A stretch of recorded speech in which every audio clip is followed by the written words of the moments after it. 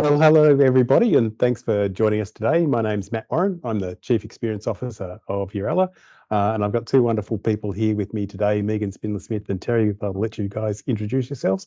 I'd just like to say I'm coming from the lands of the Wurundjeri tribe of the Kulin Nation and pay my respects to their elders past and present. Megan, I might pop over to you. Say hi, introduce yourself. No problem. I'm just warning you, I am on beautiful Darug country in the Hawkesbury, and I do live near an Air Force base, and the planes have decided that they're going to start flying right this moment. So my name is Megan Spindler-Smith. I am the CEO intern slash co-CEO, depends on the day of the week, I have learned, with Yooralla. And it's part of a first in Australia, which is the first ever CEO internship for people with disability, linked with the Disability Leadership Institute. My pronouns are they, them, and Darug people are in the Hawkesbury in New South Wales. Thanks, Megan, and I do love your T-shirt. That's just absolutely fabulous. Good to see. Terry, introduce yourself. Hi, Matt. Hi, Megan. I'm Terry Symonds. I'm Chief Executive of Yooralla. I'm coming to you from the lands of the Wurundjeri people also. I'm located quite close to the beautiful Darabin Creek, which is an important location historically for the Wurundjeri people, and acknowledge their elders past, present and emerging. So looking forward to the conversation today. Terrific. Terry, I might start with a question for you. Megan introduced herself as a co-CEO intern. I'm going, what's a co-CEO intern and what does it mean to you? Where did it come from? Thanks, Matt. And to kind of answer Megan's question or respond to her comment, I think Megan is both a co-CEO and a CEO intern. We do use the language slightly interchangeably. I think it's an important point, actually, because we did begin by referring to this as a CEO internship without really knowing what it would be and who would turn up. And we've sort of made it up as we've gone along to some extent. But I think what became pretty obvious, and we might come back to this point, is that I think for it to be successful, and this has been very successful, it has involved the intern sharing responsibilities with the CEO. I don't think this will be successful if it's only a kind of if it doesn't have that element of sharing responsibilities involved, and that's why I think the co-CEO language has been quite important. So that's just my response to the comment. In terms of where it came from, I think Christina Ryan from the Disability Leadership Institute has been an important player, and I think we've got her in our mind today as we're having this conversation. And Christina and Matt and I and others were having a conversation about how to accelerate leadership opportunities. I think Christina's not the only person who's observed that the sort of trickle-down theory of leadership doesn't necessarily work. All of the opportunities at other levels don't necessarily turn into opportunities at senior levels, which is going to require really active effort to create those opportunities. And with that in mind, we thought, why don't we start with the most senior management role that we've got and create an opportunity and see where it goes. So that's kind of where it came from in that conversation. I think Christina and we agreed on the potential, and then we also agreed that rather than waste time designing something, the best thing was to get in and learn by doing. So that's kind of where the idea came from.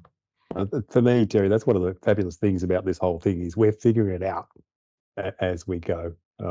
Megan, how did you find out about the role and what were your first thoughts about and why for you?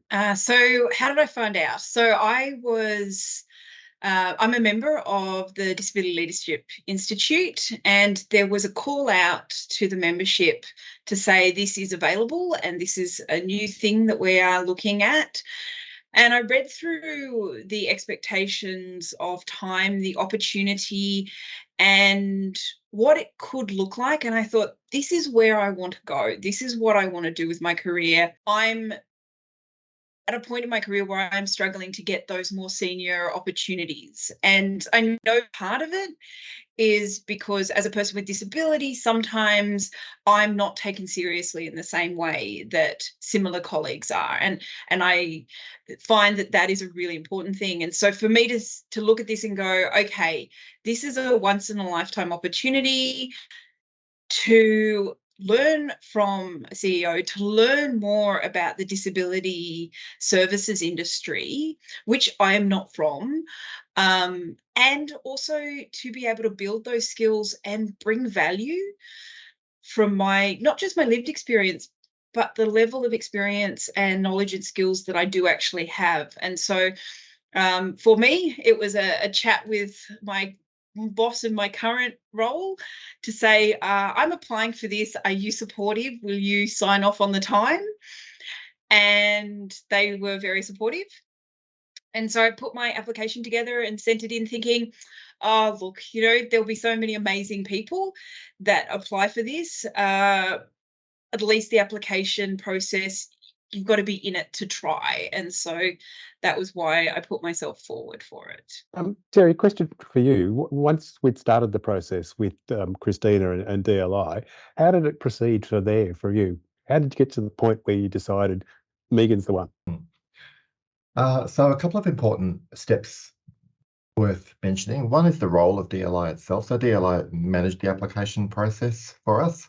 I think DLI had a trusting relationship with the members of DLI that Yooralla itself doesn't have, and I do think that's important. Had we just advertised on our own, there may have been some interest, but I don't think we would have had the interest that we had and the sense of safety perhaps for applicants that came through an application process managed by DLI. The other thing is that we also involved our board after the initial application process.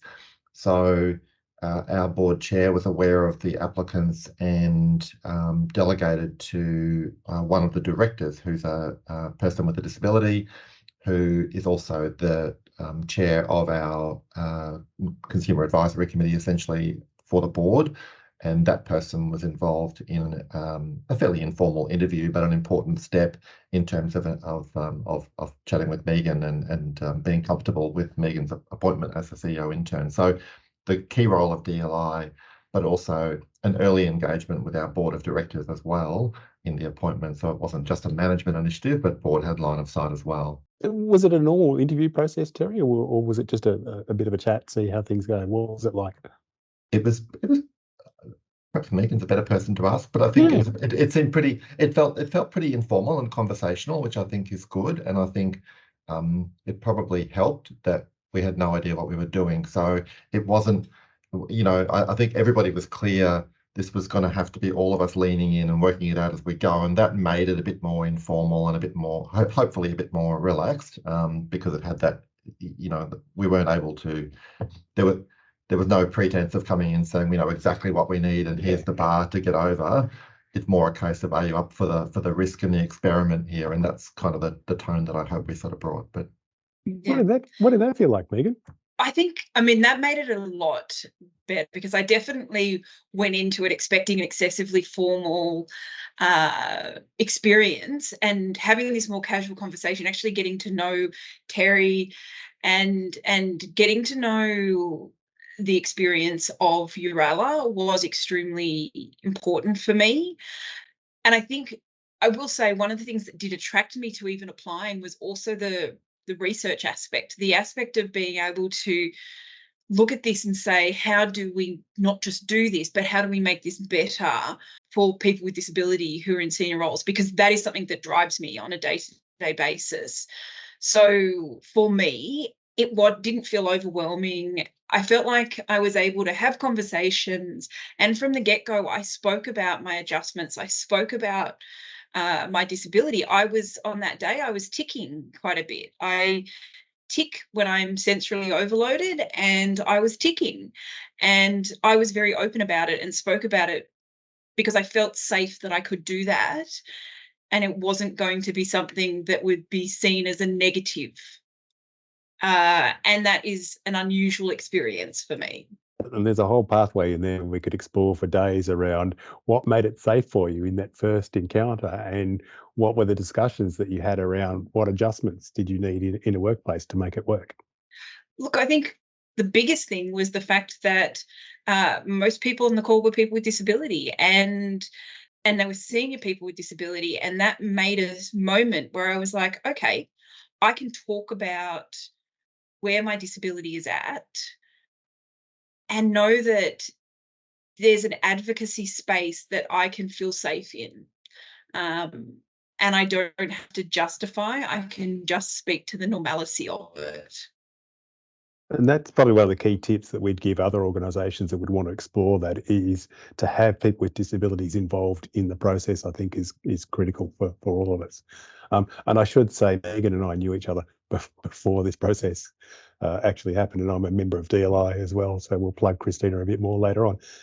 Yeah. And I might honest, go, Terry. do you mind if I just jump in and just Yeah. acknowledge your role, because you were also part of those early conversations internally before we approached Christina and DLI. And I think it's an interesting thing to reflect on, is that role of other disabled leaders at the board and executive level. I'm mindful that most of the sector unfortunately doesn't yet have those things in place. I think many organisations are committed to it, but it will take some time to get there. And there may be organisations that are interested in some of this work who don't yet have a Matt, for example, or a Felix or others at that level. And I don't think that makes it impossible, but I think it means they might have to think about how they get that leadership and that voice in the room and at the table, if it's not through those appointments already. So, yeah, just want to acknowledge your role in the process. And I think, for mine, Terry, my role didn't exist 2 years ago. And I joined the leadership team as the only person with disability. That's quite daunting space to be in. I think worth considering for others. If you're going to bring in a COO, what's it like for that person to sit in that space? How do we make that safe for them? Terry, it might pop to you for the next one. What's it like sharing your job as a CEO? I can honestly tell you it's terrific. You get to have a holiday. far from a holiday. Let me be really serious about this. We hear many times about the talents and value that disabled people are going to bring to organisations, and the value that diversity brings. And I think those statements are made at a very general level. What's been great is to experience the value at a very concrete, specific level from day one. So it's not the case that by being part of this program, Yooralla will just benefit by being more inclusive overall.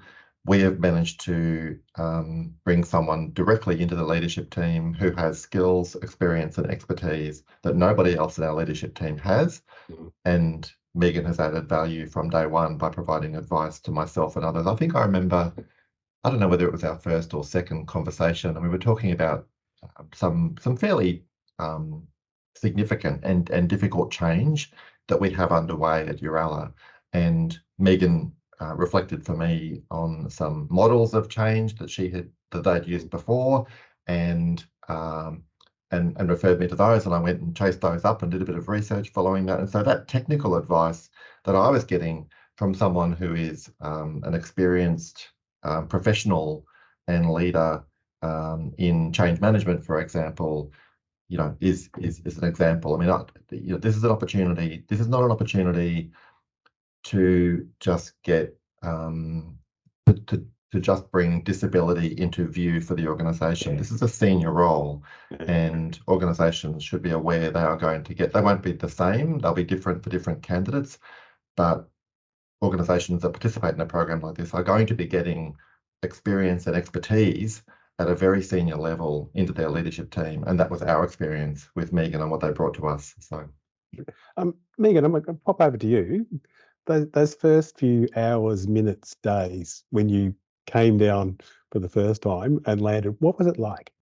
It was fantastic, and I guess to probably premise that, prior to it, I had made sure to read as much and get as much understanding of the organisation. I will be very clear and say I went through the external facing website to understand how Yooralla was putting itself to the world, what people were like, who were the board. I needed to understand who were the board. I'd obviously met Felix, but I hadn't met anyone else.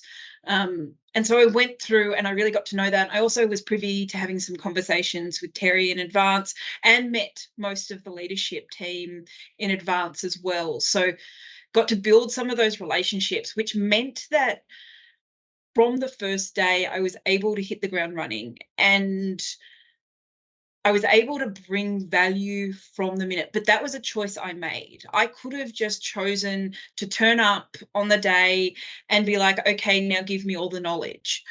But that's not going to work in a senior role, first of all. You've got to treat this like you would any other job that you're going to put yourself into. And so I wanted to be able to, I was there for 2 weeks for my first stint.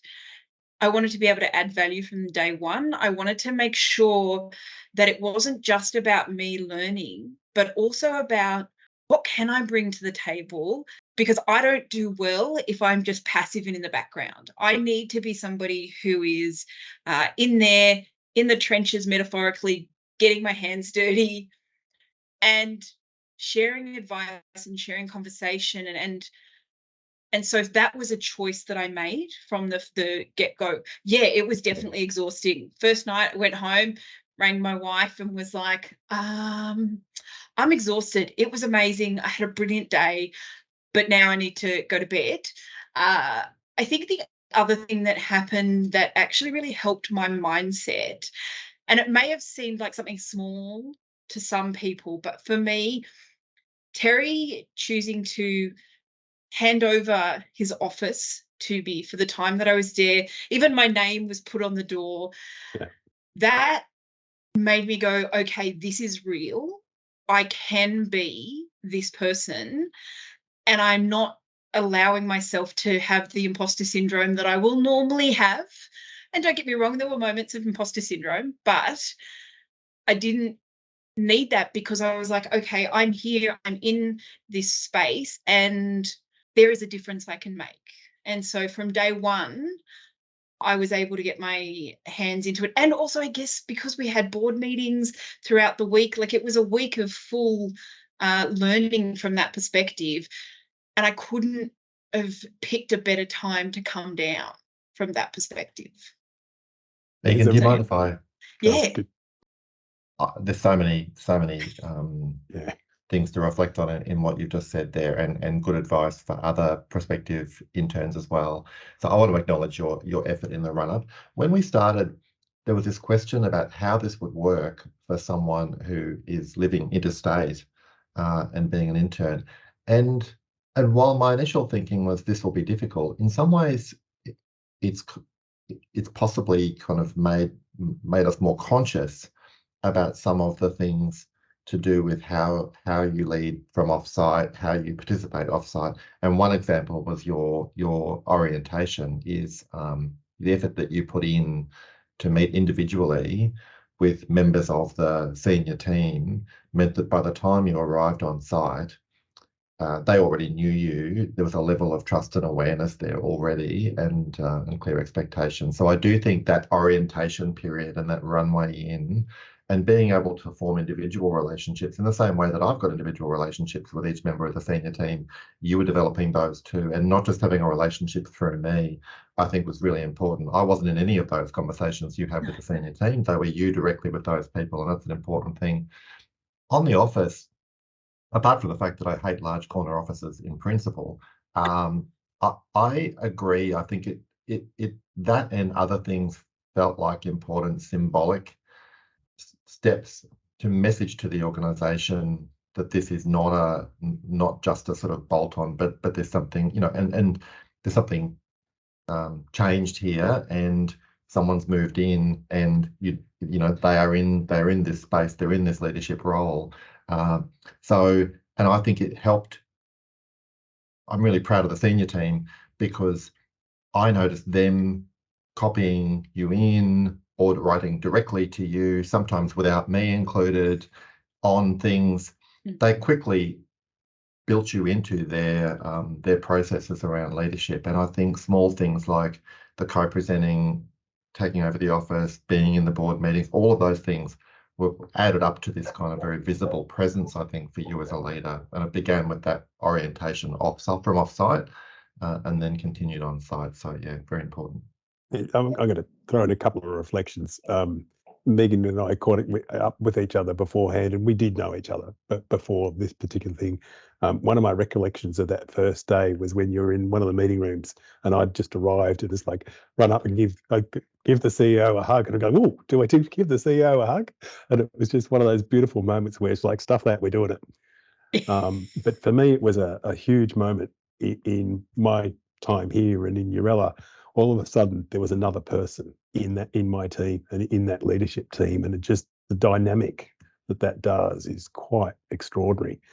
And it's also a question for both of you. Megan, you landed at an extraordinary time. It was board meeting after board meeting and big change. For both of you, what was that first board meeting like? That we had you in the room, me in the room, several board members with disabilities in there. What was your memory of that meeting? My memory of that meeting was, I remember walking in there and having to make an active decision that I wasn't going to be a passive part of this, and knowing that potentially I was going to step on some people's toes, and that was okay because it was a learning experience on both ends.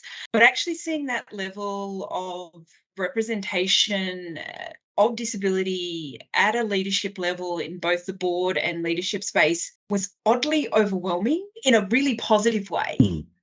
And I think about it because I was one of the inaugural Directing Change scholars, and I've had a few opportunities where that haven't really gone through from a board perspective. So I haven't necessarily been able to get myself a board role since then.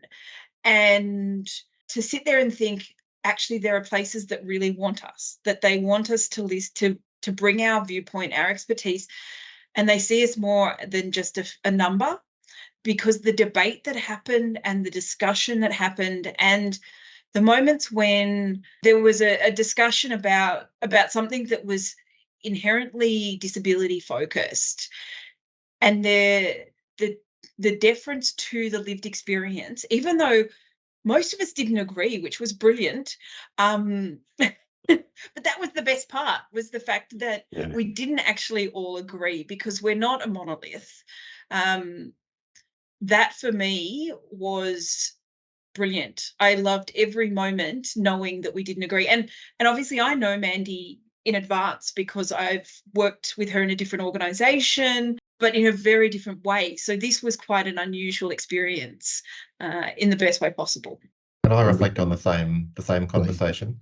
I think there were 5 disabled people in the room that day, and those 5 people, as they started to debate that topic, and it was clear they hadn't lined up in advance. There were slightly different positions, and I think the rest of the room, including board chair, myself, other members of the executive, are kind of sitting back and going, okay, our job here is to shut up and just listen to this and learn from this conversation. I'm guessing there probably aren't too many, if any, examples of that in Yooralla's history of disabled people debating at the highest level the direction on anything.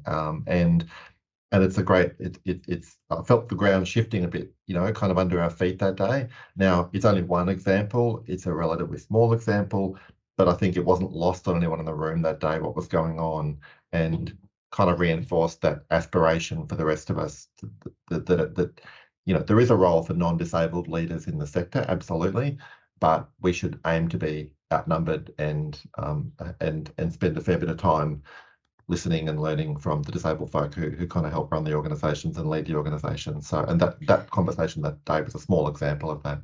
Yeah, and I would reflect, yes, there may not have happened in the history of Yooralla, but it's unlikely it's happened anywhere.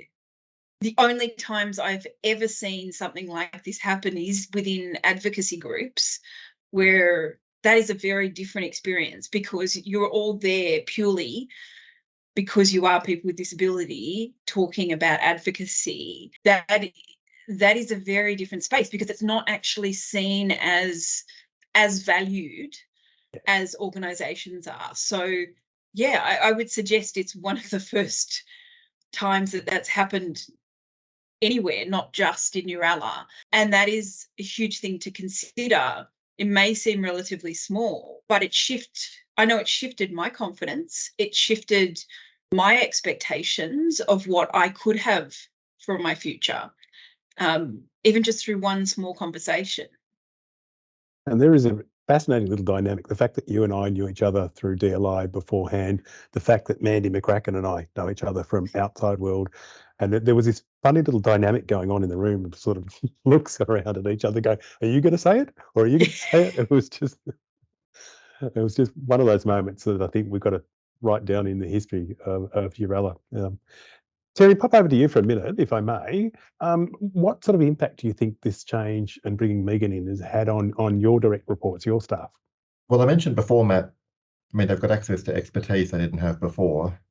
So it's absolutely helped the team skill up. And I know even in the last week, people have told me about conversations they're obviously having directly with Megan that I'm not in. That's fantastic. It's it'd be lovely if CEOs were, subject matter experts on things, but there's many or most things that we're not subject matter experts on. We have hopefully other value we can add, but my team has access to a genuine expert in a number of areas. The other thing is, I think it's one of those areas of expertise is actually around inclusion itself, and I think Megan's own experience in that, and Megan, just want to acknowledge the recognition for you and your team at the ABC in the recent awards. So congratulations. But that expertise in that particular area is very relevant for Yooralla because we're at a pretty early stage in our journey around inclusion. And while we have this program and we're really excited about it, and there's a range of other things we're doing, working with partners to bring disabled people into the organisation and into leadership roles, nevertheless, let's acknowledge we're at a really, really early stage and there's a lot of work to do. So I think Megan's own advice has helped to accelerate that. The other thing I'd say, I mean, you asked about my direct reports, but I just want to acknowledge, I've seen the impact also of Megan's role on other people in the organisation. Megan and I co-presented at an Emerging Leaders Forum, and I remember when Megan spoke that day, after they'd spoken, someone else in the room, one of the emerging leaders, put their hands up and said, words to the effect of, as an autistic person inside the organisation, I've perhaps not felt so comfortable in terms of my identity and what I'm doing, but hearing Megan speak and hearing what they have to say and just you being in that role as a model has helped my confidence and as an emerging leader inside the organisation. And I heard that and went, wow, this has impacts well beyond just the senior team that Megan's part of, but the wider organisation. And I know there are other autistic and disabled people in the wider organisation as well who I've met, and it won't be lost on them either. So, and I have to say that moment, I remember that moment very clearly, and the excitement I can still feel. It's like a captured moment. The excitement of hearing that from someone. For me, it was the fact that they felt safe enough to both self-identify as openly neurodivergent and non-binary, which was another really interesting part of it, to sort of say, I'm now being able to self-identify, I'm an emerging leader, but now I know I can be a leader. And for me, I was like, okay, I've done my job. I can go home now. I've impacted one person. I'm good to go. And that was, for me, it was, I think I potentially have thrown my arms in the air and did something like this at the time. I'm pretty sure, but I usually embarrass myself like that, so that's fine. But I suspect, Megan, we're not going to stop at impacting one person. Here's hoping. Which is worth a little just explore. I'm excited to hear that Life Without Barriers have also chosen to go down this particular path. And I'm kind of wondering what advice we might have for them or anyone else that would actually choose this pathway. Megan? So as an organisation, I think the first thing you need to do is make sure you have a look at yourself as a CEO and decide, do you have the ability to allow someone else to theoretically step on your toes without it becoming a competition or a discomfort or an issue, because I know for me, it doesn't, whether or not it is actually an issue for Terry, it doesn't come across that way, and I've never perceived that. And I'm pretty good at reading people generally, but that is so important because our egos will get in the way in these situations. And for a person with disability, we are extremely primed and prepped to see when we are deemed as an issue or a problem, because that is innately something we're constantly looking for. So that would be the first thing I would say, is make sure you are prepared for the fact that this person will come in with different ideas and not always agree with you. And that is okay. That's an important part of this. Be prepared to learn. Make sure that you actually are accessible as at the senior level, senior leadership space. Make sure your buildings are accessible. I remember my first day, probably not an anecdote we should share, but I'm going to. My first day going to the bathroom and not only having highly accessible doors to get to it, but having both choice of a fully accessible bathroom or an ambulant toilet within the actual section, which I generally go to the women's. I was like, I've got choice.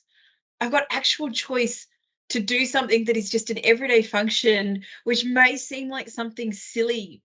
But for me, what it signaled is that this was an organisation that actually cared about me not feeling out of place.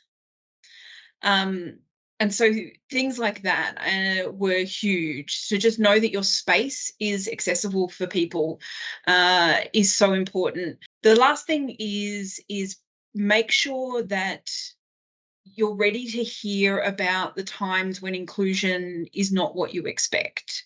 Because one of the things that can happen is we will think that we are a lot more inclusive than we are. And there's going to be moments of pushback, and give that person the space to do that. So from an organisational perspective, they're the things that I would ensure that are in place. And it's add a comment in there. We're bringing more and more people with disability into our workplace, and every time, it's the same conversation. Seeing one person with disability, that's just one person. Everyone is unique. What their needs are will be unique. Ask the questions each and every time. Don't always expect an answer. I think is part of it. It may take time for somebody to actually speak up and share what their needs are. Yeah.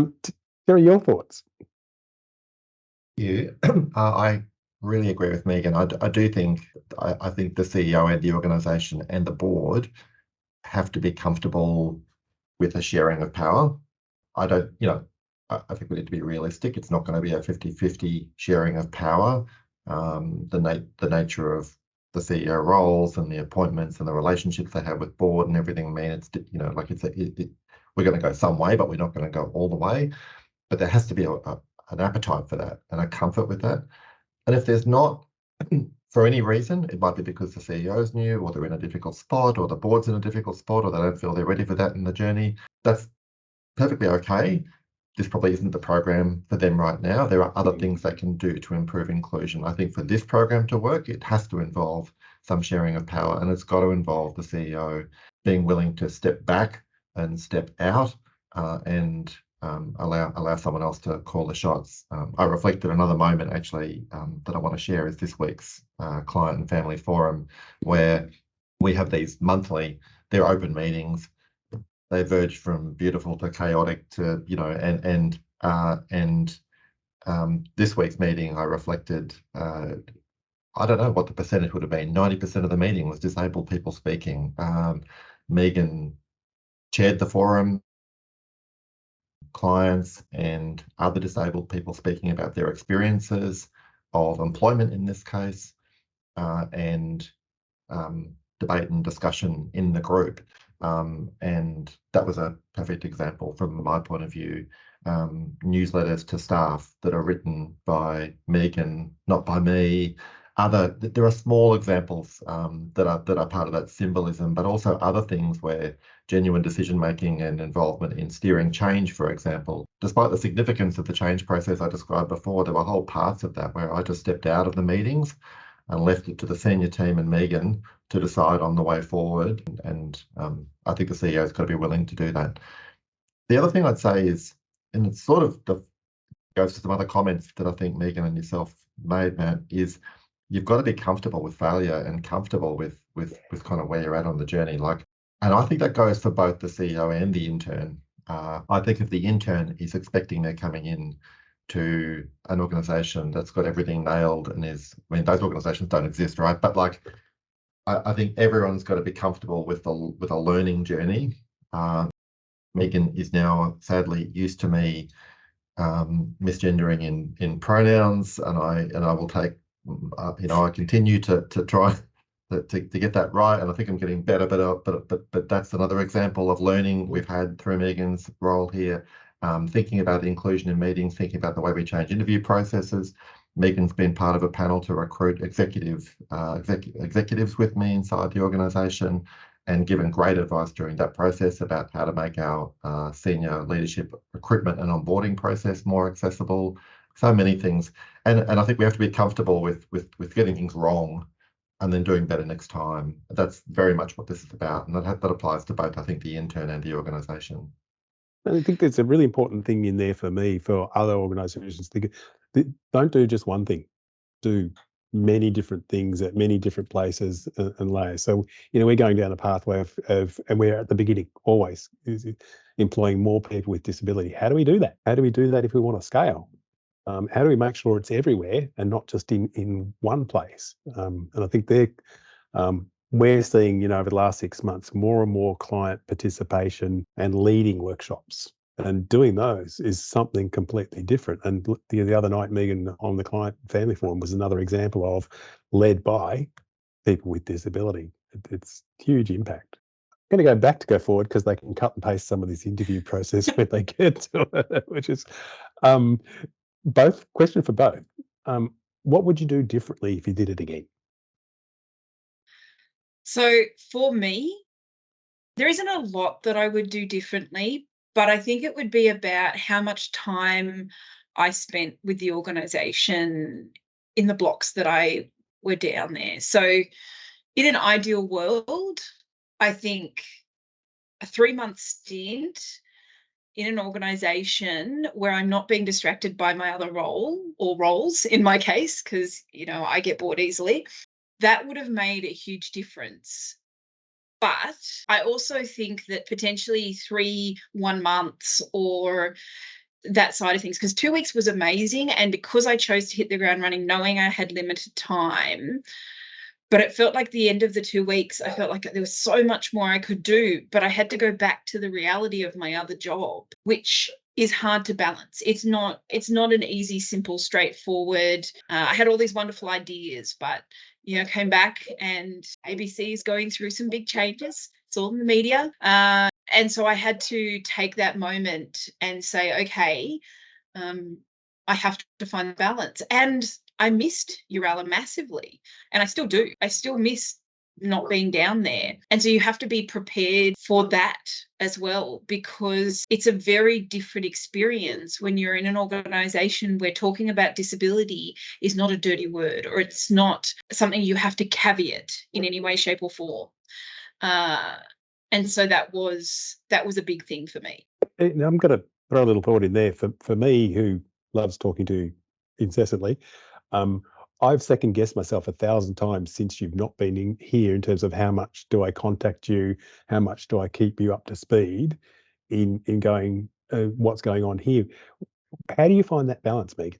I think it has to be individual, but for me, I would prefer to know everything and then be very clear to say, this is my boundaries. But that said, what I have learned from this process is that I'm learning how to say no when I need to say no. And so that has been a really useful skill for me, because it's never been something. I made the joke I have multiple roles, but I literally do. I have, including Yooralla at the moment, I have 4 jobs. So realistically speaking, I'm not great at saying no. And one of them is sessional. It's a university thing, so I'm not doing anything active in that right now. But that is something that is a really important thing to think about. But what it has taught me, that I want to know more. I want to be more involved. And I've got to learn how to ask for that in a way that doesn't put barriers on other people. And that's something I'm still learning. Terry, your thoughts about what you would do differently? Thank you. Some of these things aren't things I do differently, maybe just more consciously or more deliberately. One is the role of the DLI itself. I do think it's been important, or it feels like it's been important. Megan's obviously better qualified, but it feels like it's been important to have the third party involved. I've had the benefit of conversations with Christina along the way. I know Megan has as well. So, and I know you have as well, Matt. So, like having someone outside the organisation who's not caught up in the immediate direct relationship to sort of observe and support the parties feels important. That was always part of the plan, but I think we'll be clearer next time about how to kind of build that in. I didn't know how long the internship would run until Megan announced it to staff at a forum when they were presenting alongside me. And after the forum, I said to Megan, "Oh, I'm glad you said that, because I didn't know how long we were doing this for." and the answer was 12 months. Now, Yeah. that may or may not be the right answer. It feels right to me. I do think that feels like about the right time. And one of the things I reflect is the life of any organisation. There's so many things going on at the same time. You probably need that stretch of time to let relationships develop, to follow pieces of work through, even the change that we referred to before, that involved internal restructures and other things, we're not finished that yet, and it's been more than 6 months. These things have a life and a process, and I do think the opportunity to see them through end to end is an important thing to build in. So 12 months does feel to me about right. There is a, I don't have an answer to this yet, but there is a question I should add about salary. Now, Megan has multiple day jobs, being the underachiever that they are. And I think we have essentially remunerated you at the backfill rate for the time that you're away from one of those roles. But the conversation I had with Christina is we probably should reflect on what is the right level to set for a CEO intern. Not every intern is going to have a day job. Not every intern is going to have a day job at the right level. And I'm not even sure the rate is right for Megan. So we picked something that was easy and seemed logical in terms of just making it easy for your current employer and backfilling.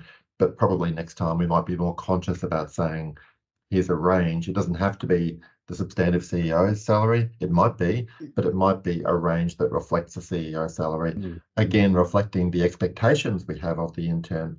You're not here to watch. You're not here to observe. You're here to do. So we should pay that person as though they're doing as well. So that's another question in design, I think.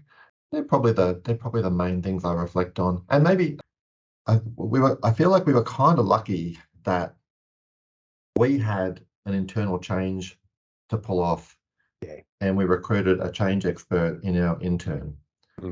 That does feel sort of lucky. It might be good next time to be more purposeful about thinking about what are the range of pieces of work that might be good to hand over to an intern, so there's a clearer menu, because there were other applicants, and I want to acknowledge as well, there were other applicants who I'm sure would have been equally brilliant but different in what they would have brought, and they may not have been the same fit for the piece of work that we had.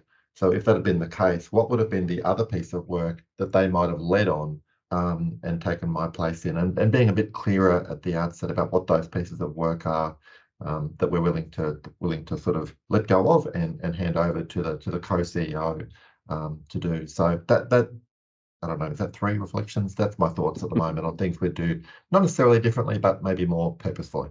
Terry, I'm going to come back to the 12 months in a second, but Megan, I just want to explore the DLI role, the role that Christina has played. And we talked about some of the work that you've been doing with Christina. You and I were talking about Christina and you been working in a coaching capacity. Thought you might want to share some of that with us. Yeah, absolutely. I think that has been an imperative part of this. So as part of this, I've started having some coaching sessions with Christina, and probably the first thing that is fantastic is it's the first time I've ever had executive coaching with a person with disability who just gets it. So I can kind of get past the fluffy, annoying stuff and just have the conversation about, this is where I'm itchy. This is where I want to progress. This is where I'm struggling. And know that it won't then get blamed on me being a person with disability. It will just be, okay, well, let's find ways to be disability affirming about this. One of the conversations that we had was, I'm very, as I noted earlier, I'm very driven by the idea of being able to make a difference for the next generation, or for people with disability, and, to be honest, marginalised groups overall, because of the fact that I have privilege and access to power that a lot of people with disability don't. And so I'm very driven by that, which means that it is a huge emotional burden that I choose to take on. And one of the things that Christina said to me is, you need to give yourself at least one day a week off from doing that. And having someone else who I admire and trust to tell me that, to say it's okay, just because you're in a role model position, and that's what this is, whether I like it or not, this is a role model position. You're allowed to take a day off from it once a week. And I thought, oh, I don't have to be constantly fighting that battle, and I don't have to come out as disabled every single week. I can give myself a day off, and that means I can just be a leader. I can just use my knowledge, use my experience, and that is an odd relief. And having that coaching meant that I'm actually giving me headspace, because I will be very open. Doing this CEO internship has made me itchy for my career, like positively itchy, not. It's made me ready for the next strong opportunity. I need to be conscious and logical about it, because from a senior position, it is very different choosing your next role than it is when you're just starting out in leadership, or where you're moving into a leadership role, that sort of space. It's a very different experience. And there's about 3 days worth of conversation in there of being a person with a disability in a leadership role in a disability organisation, and the imperative to self-manage is. Oh yeah, we could go down that pathway for days and days and days. Promise I won't hijack the meeting, Terry. The 12-month thing, it's I kind of go, and then what happens? I'm glad you raised that. I was about to mention that, because some of Megan's comments then locate this program in careers for people, and I think that that's an important view, and something for us to think about as we come to the sort of final, or the second part of the internship, is how do we build in supports for career beyond the internship, in the same way that trickle-down theories of recruitment don't lead to leadership roles. Internship roles aren't going to lead necessarily to substantive leadership roles unless we're kind of really purposeful about how they happen. So I do think it's worth giving some thought to that. I don't pretend to have the answers to that, but we should definitely think about that, and it should absolutely be our goal. Yeah. That programs like this, as they get more scale, lead to substantive executive and CEO roles and board roles for people with disabilities. Otherwise, it's it's been great, but it has to be pointed in that direction and lead to those outcomes. So, and I completely agree with you, Terry. And I think the one thing I would caveat is, as the candidate, as the intern, do not go into this thinking the organisation you're going into is required to give you a job at the end of this, because they're not, and they should never be expected to. This is about your learning experience, what you can get from it, working with them. But yes, absolutely, the support post, very important, but don't go in with that expectation, because that is not fair on the organisation, first of all, because unlike other kind of intern areas where you're interning to build a long-term career, this is at a senior level, and that is not a simple, straightforward expectation. But there are other opportunities that you can bring and learning that you can get from this. And so that would be the caveat I would bring to this from a candidate perspective. And the Yeah. thing I would add in there is we don't know what these pathways look like.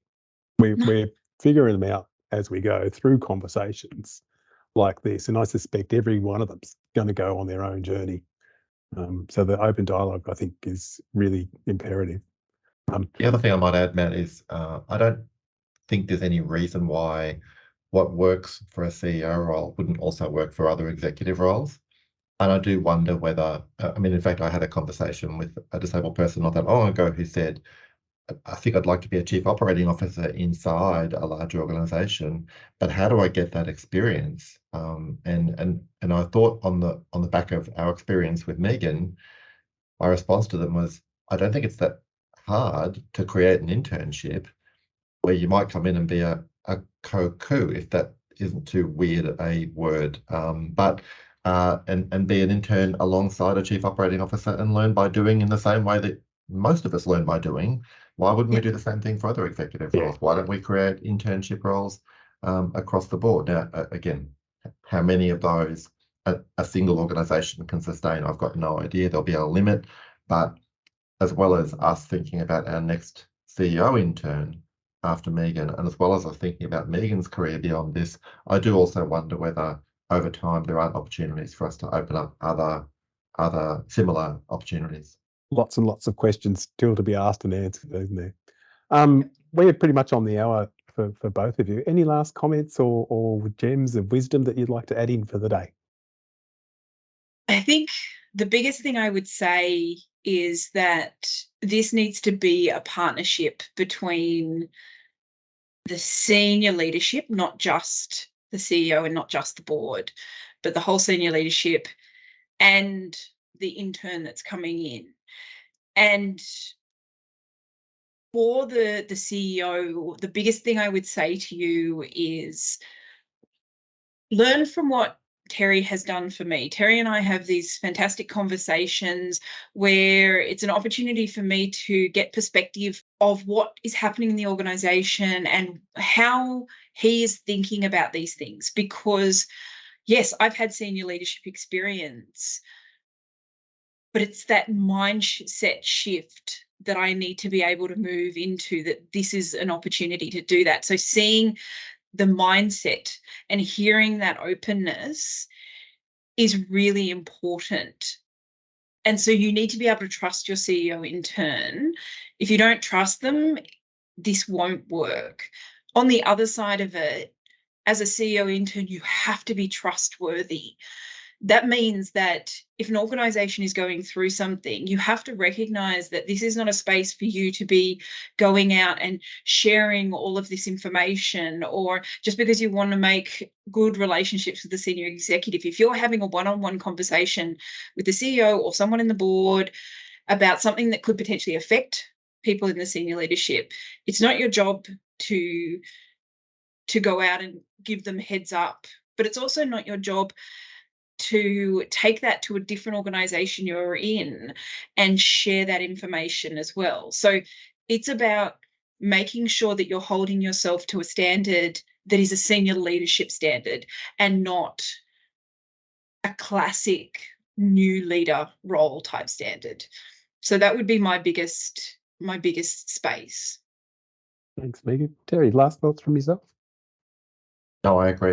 The words that come to mind are you've got to be sort of all in. You know, like I think the intern's got to be all in. They've got to, you know, walk the talk. They are a co-CEO.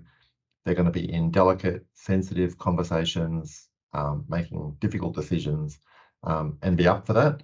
And the organisation's got to be willing to bring them into those, not just conversations, but decisions as well. And I think if both parties are all in, I think there's a huge, huge value out of what are fairly unique opportunities. I feel incredibly lucky to have my role.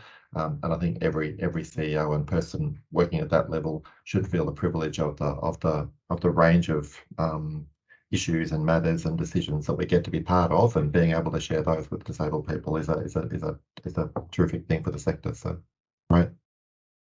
And look, just in closing for me, thank you both for extraordinary time, extraordinary conversation, impact. To be able to work with two beautiful people, beautiful human beings that you are, and see the difference you're making with people with disability is just awesome and unbelievably inspiring. And I thank you both for today. Thank you. Megan. Thank Thanks, Matt. you. Thanks, Matt. Thanks, Terry.